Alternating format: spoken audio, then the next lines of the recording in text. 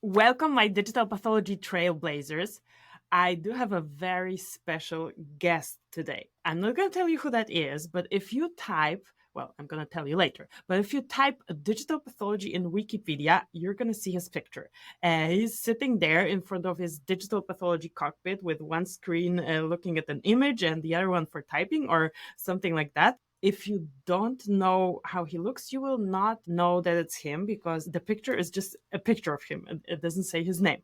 But most of you know how he looks. Learn about the newest digital pathology trends in science and industry, meet the most interesting people in the niche, and gain insights relevant to your own projects. Here is where pathology meets computer science.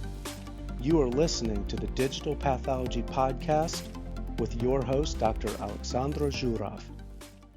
My guest today is Dr. Anil Parwani, the digital pathologist. Welcome to the podcast, Anil. How are you today? I'm doing well. And I'm looking forward to meeting everyone and interacting with everyone online.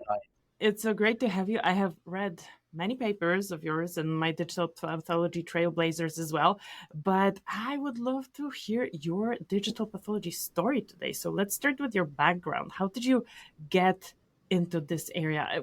Let's start like even before that. How did you get from where you come from into where you are right now? Yeah, so my journey really started with research. I was doing research on viruses. In fact, worked with COVID, coronaviruses, 25 years ago. Oh, really? When I was in college, but I was really excited by technologies. I was really excited by what it would involve and bring people together, for collaboration. So when I was starting medical school, I wanted to use technology to help connect with experts. So during my first year of residency, we started a web series which was digital. It was not whole slide imaging, it was static images, but we were able to connect interesting cases with colleagues around the world. And they were able to reach out and connect and ask questions and gain insights into that disease. The first scanners was just starting to come out. We had one of those at our institute, and I started scanning slides, and I was amazed by the possibilities that this technology can offer to a patient who is in Saudi Arabia to be able to connect to an expert in the North America or Europe or wherever. And those were the types of things that fascinated me. So I didn't have any formal training. I didn't go to a computer IT. I don't have a background in it, but I was amazed by it. So started learning about it. And as soon as I finished my residency and I took my pathology boards, I was offered an opportunity to be a pathologist in Pittsburgh, which is where pathology informatics really started. Mm-hmm. And I was in the midst of everything. And I remember my first talk, they asked me to present at the API meeting, which is now called Pathology Informatics Summit. They asked me to present on digital pathology. And I predicted at this point, this is 2004, that we're all going to be digital in 2007. And here we are in 2023. We are not 100% digital, but amazing leaps have occurred in the field. More people have adopted. And, folks like you are leading this effort in many ways and getting the word out, getting this message out, and getting people to follow this important field. So where I am today now is I worked in Pittsburgh for 11 years. I worked on implementing a digital pathology solution, worked with startup company. We built a solution which I think was an amazing solution, and it's still being used today. But the reason why I came Which to solution? my Which one? so this was the Omnix, which was a UPMC and GE collaboration. They started a company called Omnix, and I was one of the pathologists involved in that. There were several other pathologists, but we built a software which is still being used today by many pathologists for digital pathology, slide review, and workflow management. They built a scanner which was sold at the time, but this opportunity helped me understand digital pathology from a clinical perspective. Also made me understand that when you interact with an image, you don't just interact with an image, you're interacting with a patient. And you need all the critical information that's needed to make a diagnosis. But it also made me realize that a glass slide alone is at the end of its life cycle. You can do only so much with a glass slide. But once you digitize it, I can share that image, I can bring all the information associated with that image into a workstation. More importantly, I can start to apply computational pathology and AI on that image, which is not possible on a class slide. So digital pathology is not new to pathology. It's in the future, it's all going to be pathology. But what is important to understand is there's only so much you can do with a glass slide, and it extends the capability of the information on that glass slide to digitize. Imagine if you are in a library and you walk into a shelf and you pick up a book. At that point in time, you are the only one who can read that book. You're the only one who can enjoy that book. You're the only one who can benefit from that book. But imagine if it's digitized, it's on Kindle, it's on Amazon, it's on social media. Hundreds of people can read the same book simultaneously. So that's really, if you convert that analogy to digital pathology, that's what that digitization brings to the field. Patient care, research, education, collaborations. Those are the things we could not do on a glass slide as easily. We could still do some, but this has really opened up a universe of possibilities for everyone. So that's why I came to my current position when I was offered this role to implement digital pathology at Ohio State University, and offered an opportunity to really focus on cancer research, but it really got expanded beyond that. So I've been here for 8 years and have wonderful colleagues and a wonderful leadership who has made me bring this technology, with the help of a large team, into a reality which we couldn't have otherwise done. So let's talk about your day. So is the whole department digitized, the whole pathology department? Everybody is looking at slides on the computer screen, or do you have some instances where you still look at glass? So we have some instances where we still look at glass, right? So we still have issues like, I'm a GU pathologist. I sign out prostate, kidney, bladder. The only reason I need to go to from digital to glass slide is special slides. I will use whole mouse, big slides, and we just acquired a scanner to help us with that. But for the most part, most of my work is now digital. But there are occasions when I have a congolite or when I have a cytology urine specimen, which is not digitized upfront. But I would say 100% of the pathologists here use digital pathology. I would say 90% of them use it for primary diagnosis. Let's talk about that. So you can bail out 10% don't do it for primary diagnosis. How does that work? For valid reasons, right? So they might have exceptions that they don't have the right technology to help them. So areas which we are lacking is renal path, which they have not completely converted to digital. Impact, they have not completely converted to digital. We do digitize all their slides. And then cytopathology is another area. Yes. So we need to buy them appropriate scanners for Z-stacking, appropriate scanners for that resolution that they need beyond a 40x, up to 70x, 80x. So those are the things that they need. They're not opposed to it.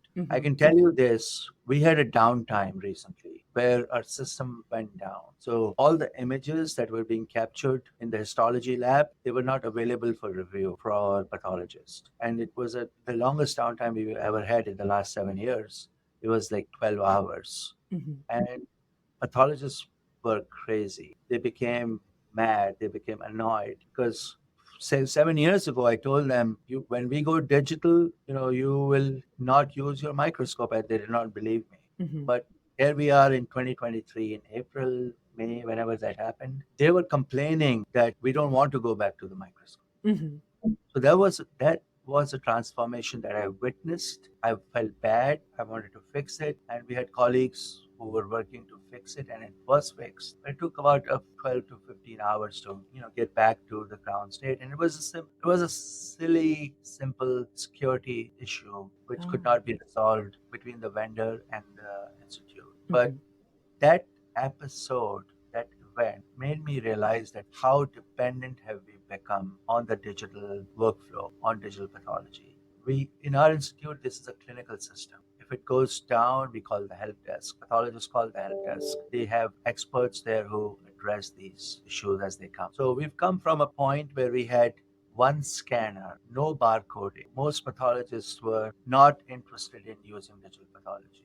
to a point where I would lose my job if I didn't bring digital pathology back up more than 12 hours. So that So was 7 years ago when you joined. You like started basically from scratch, or like almost from scratch. we did. But the good news is at that point we had support from the leadership, we had resources.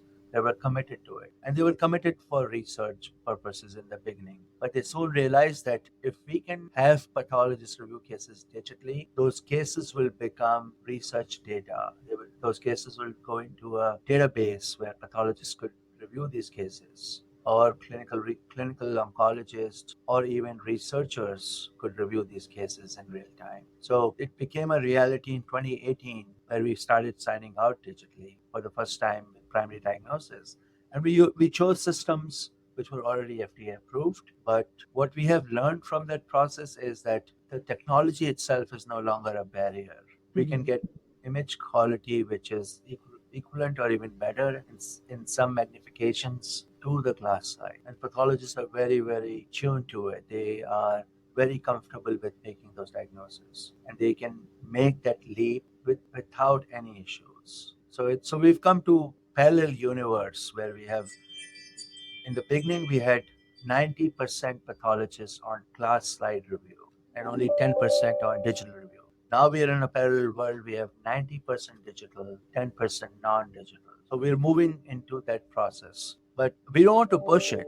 We were probably one of the first institute to go live with digital pathology here, but we didn't push pathologists to do it. We made it grow organically. Mhm. And we want, like if you are going to buy a new laptop or a new phone, if you know about it, if you are excited about it, you're more likely to use it to its fullest capability. But if I just gave you a phone because it's cheaper, if it's, like something it's convenient, you are like most likely not going to use it as much. Like if you're not passionate about it, you're not going to use it. And that's something about technology which I've learned over the years. You can't push technology to people. It's all about change management and appropriately implementing the solutions for people to enjoy what they do, love what they do, and be passionate about it. So I hear, okay, so the 10% gap is not really the pathologists not wanting to do it. It's just a use case that still needs better equipment, better infrastructure, and like basically the capabilities that the classical 40x, let's call it the classical 40x pathology already has. And recently I've also heard a story where a big hospital, large hospital, was transitioning to digital. They would provide the pathologists both glass and digital slides and let them make the diagnosis on the chosen medium for as long as they wanted. And it took 6 months to have the last pathologist totally switch from glass to digital. What was the case at Ohio State? So for us, How again, did you we manage were, the change? yeah, so for us, we were very early in this adoption cycle. Like not just at Ohio State, but nationally. I would say we were one of the first ones who took the chance, brought all this technology, spent almost $10 million to fully outfit it across the institute.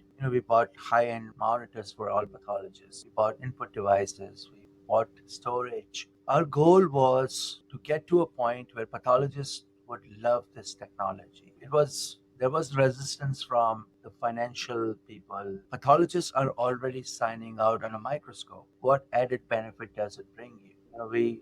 You are producing a report which is being used by oncologists to treat patients. You are producing a report which is done in a timely manner. Why do you want to introduce a technology which will possibly slow you down? So we had a lot of myths that we had to overcome. The myth of high cost, the myth of delays, the myth of even misdiagnosis. Mm-hmm. So we chose to do this organically. We didn't choose to just go live with prostate pathology or sarcoma pathology. We chose to have 5 or 6 people who were really passionate about it, who were super users.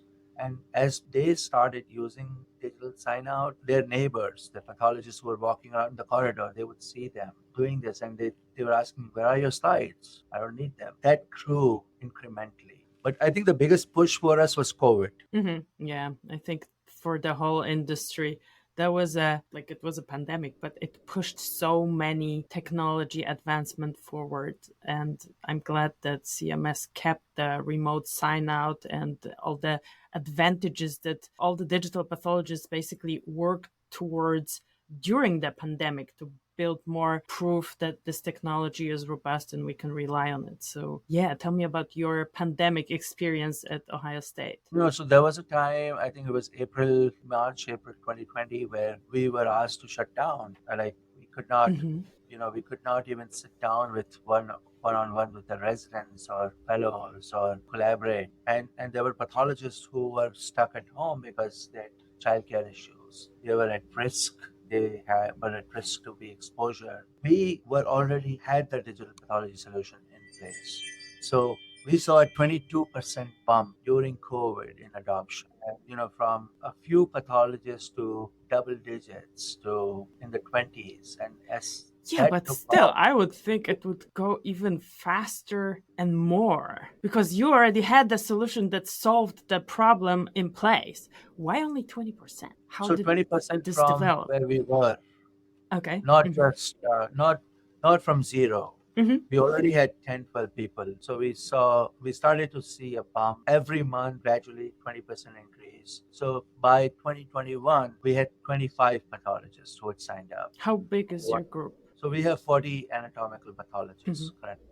So we saw pathologists were already starting to use digital pathology. They were starting to review their cases remotely. They were able to, look at cases and interact with residents and fellows remotely. So we saw a big shift in how we were training residents, how we were teaching residents, how we were triaging cases. So now we are almost at a point where I would love to have the remote pathologist to come back to the office. Because I still think digital pathology should not be used as an excuse to not interact with each other, right? So that's where we are, where most pathologists are digital. They're very comfortable. They love signing out digitally.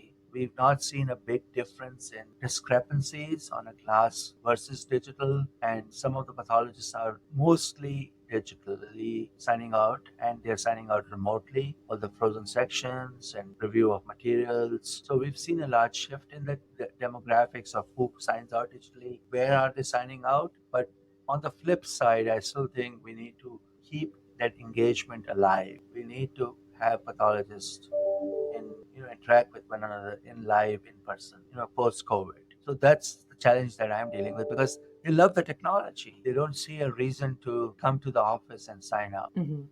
But we have many pathologists who are using the digital remote review as a way to triage cases, but at the end they will come back to the office and sign out the cases, teach the residents and the fellows. So we're going through a transitional period right now. Mm-hmm. Do you see more interest in taking pathology as a specialty because of the advantages that digital pathology gives? Do you have like more applications because digital pathology is now an option, or you have not seen any influence on that yet? So what you're asking is, how does digital pathology promote more people to go into pathology? Yes, exactly. And if you have seen like a tangible change, positive change in that. I mean, because Absolutely. Yeah. you So have.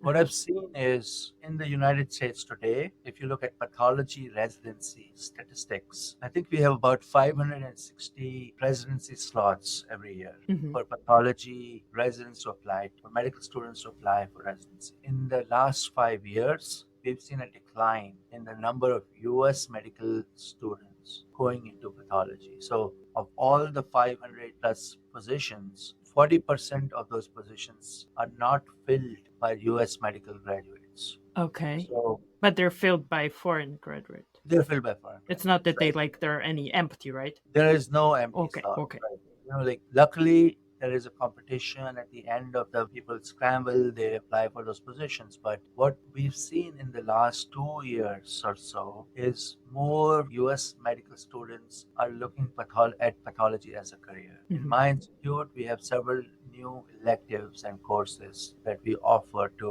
trainees. I have a student right now who is working with me. He's from the School of Engineering, and he has been working and building algorithms with me all summer, and he's brilliant. But when I asked him, why don't you want to go into pathology? I had not even known about that as a possibility as a career. Mhm. And now he's interested. So there are many national efforts to improve the recognition of pathology as a career, which is cool, right? We think about I pathology think it's as very somebody, cool. as a I think we're pathologist. super cool being Yeah, pathologists. I think we are super cool too, and we are very tech savvy more than people think we are. I can teach a few things to my kids about smartphones and databases that they don't know, but they don't believe that. But but at the end of the day, we have more medical students and graduate students and undergraduates who are intrigued by pathology. They're interested in joining a career in pathology. We're offering courses, and digital pathology is the perfect solution to engage more and more people. Because I always tell people, like, if you're looking at a slide, you're looking at it alone. If you're looking at an image, the possibilities are endless. Research, education, collaboration, it just opens up a whole new world for you. So we have seen many more applications now. And this year, for the first time in the last 5 years, we had all US medical graduates, medical students match into our program. And speaking to other programs around the country, they're seeing the same trend. So pathology, perception of pathology and digital pathology is changing from a training perspective, from an education perspective. And I think it's going to take us to a point where digital pathology will just be part of a modern pathology department. This will drive clinical volumes, this will drive education, this will drive research. And we would be, for the first time, be able to engage at a very global level with pathologists around the world, looking at the same cases, sharing ideas, learning from each other, which would not be possible on class slides, right? When I was a resident, we had to go to a conference and somebody would take Kodachrome slides with them and present this unusual case.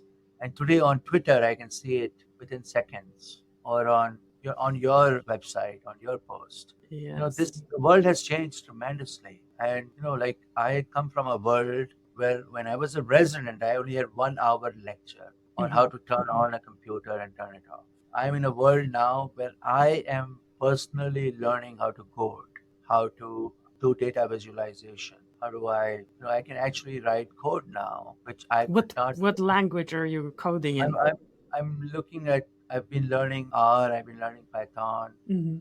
In my college, I learned some basic Fortran, Pascal, but now I'm learning the current languages. But the point is, if you don't think about it, you will not know about it. If you don't know about it, you're not going to use it, you're not going to implement it. Mhm. So, the perfect way to move forward is to understand the limitations of the technology, understand the benefits of the technology. That brings me to another question, because you mentioned at the beginning you were heavily involved in the creation of a software solution for digital pathology. Why did you choose to stay in academia rather than join the industry? Or how are you involved in the industry? Because you're super involved everywhere. So tell me the story about that. Yeah, so I had an opportunity. I have had several opportunities to join industry, be part of an industry which is growing incrementally. But I love to teach. I love to interact with residents and fellows. I love to take an idea and implement. And if I was in industry, I see that barrier between the industry and academia is always there. It's getting better now, Mhm. it's clearly defined. But I saw that as a barrier to, I thought if I was on this side of the fence, I would be more impactful. Mhm. If I joined the industry, I would probably work for a company. I would maybe become a chief medical officer for a company and, advise that company and maybe make it successful. But I would be only focusing on one product for one company, and the impact will be limited. Personally, I would probably gain a lot more financially working for the industry, but if I'm on this side of the fence, I can still work with companies with a Mhm. very well defined industry academic engagement, disclose it, Mhm. and work in the confines of those boundaries, but impact it more broadly. Like, I can now compare three products, software Yes. products, which are making an algorithm for prostate cancer detection in the confines of a research environment in an Mhm. academic setting. So I mean, that's the reason why I chose to. I love to teach. I love to interact with that. That was the reason why I stayed in the academic side. So, a different question. Do you use AI in a different than a research setting? Do you use it for your daily practice, pathology practice? And what AI are you using if you are? Yeah. So I personally, I'm a GU pathologist. So the only AI that I've been using and testing is mostly right now prostate cancer. Mm-hmm. We have used AI. We built algorithms at our university for bladder cancer, and I've also worked with collaborators at different institutes to building kidney cancer recognition and classification. In the clinical setting, we are mostly using AI for ordinary tasks like detecting lymph nodes, cancer mats in lymph nodes, or finding H. pylori in gastric biopsies, or quantitating ER, PR, HER2/neu. So those are the things that we have implemented at our institute. Because I'm a geopathologist, I don't use many of those in my daily Mm-hmm. practice. But I've been involved in implementing them, helping, working with our other pathologists and colleagues to bring those solutions. What I'm most excited about the possibilities of using broader algorithms, not just a disease-specific algorithms. Like so, I've been working with colleagues at Mayo Clinic and other places to build algorithms which would classify, an unknown image into a known disease or a known cancer. So if you're almost like a Google approach where I take an image or the computer takes an image of a region of interest, feeds it into an algorithm and gives you the differential diagnosis. I mean, that's how we learned as Mm-hmm. pathologists. Like when I was a resident, I would look at a tumor on under the microscope. I didn't know what it was. I would start flipping through pages. And it was very cumbersome, took a long time, and I was almost always wrong. But today we have technologies which I can just press a button and compare that image and search for similar images in a database. So the answer to your question is I don't use it a whole lot today because I still feel with my expertise in prostate pathology, I can do better than the algorithm in many ways. But I also like the fact that it can bring more efficiency into my workflow. Mm-hmm. So if you look at we talked about my office.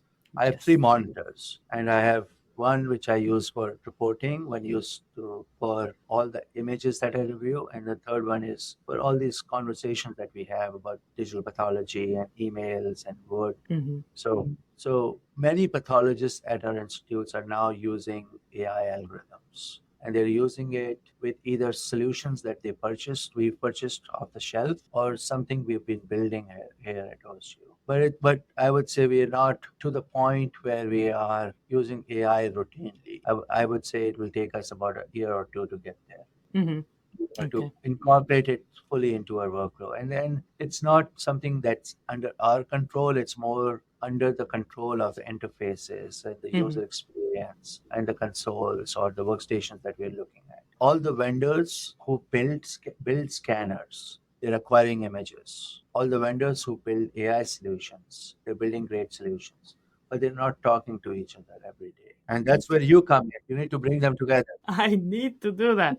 So, Anil, before we finish, if there was not like let's do one piece of advice for somebody who wants to start in digital pathology, one for an individual and one for institution, what would that be? I think the biggest thing to do is think about your workflow today. What are you doing today? How can digital pathology help you?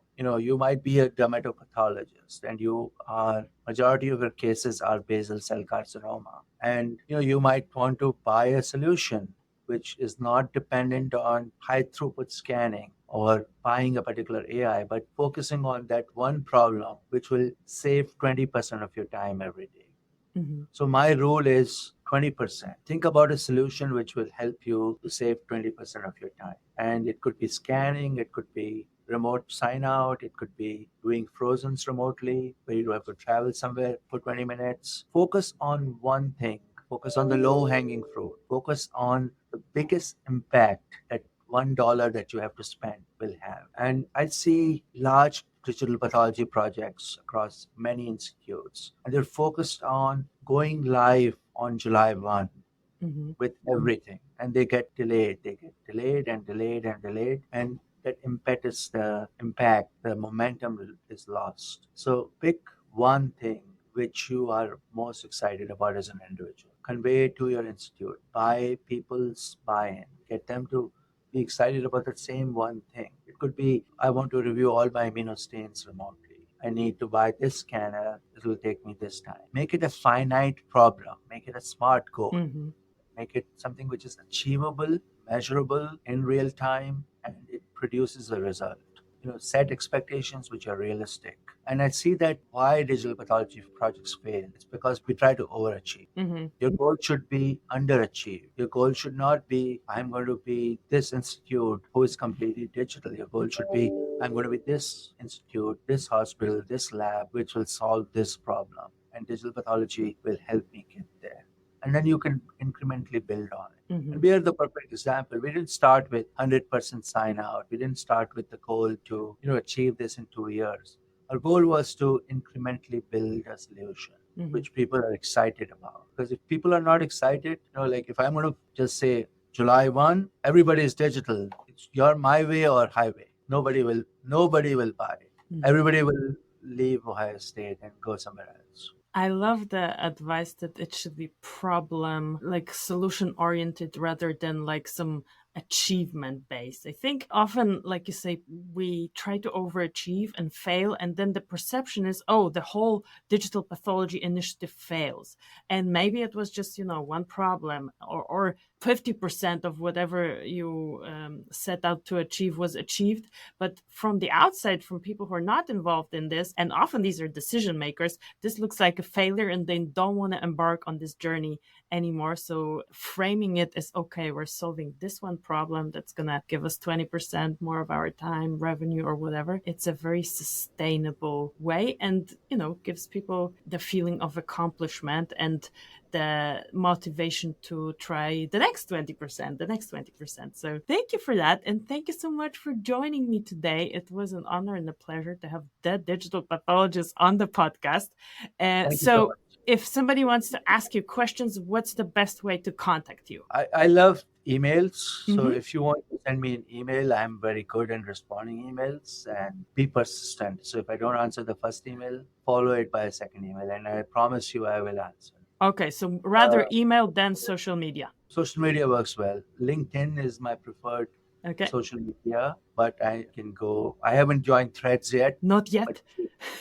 But maybe we'll start a Threads in digital pathology. You probably have already started it. I started, yes.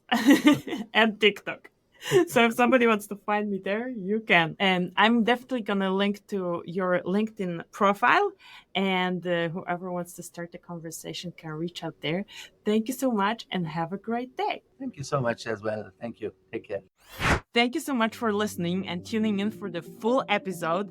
If you stayed till the end, it means you are a real digital pathology trailblazer. And I have a special gift for you. We have set up at Digital Pathology Place a special membership site, Digital Pathology Club. It's a library of all the courses that we have, including Pathology 101 for tissue image analysis, marketing for digital pathology, AI in pathology, and we're working on glassless pathology right now. All the courses are there, and there's also a community that you can join and network. And I would love to offer you a free 1-week trial to check what's out there and start learning and taking your digital pathology knowledge to the next level. So click the link below to grab your free trial, and I talk to you in the next episode.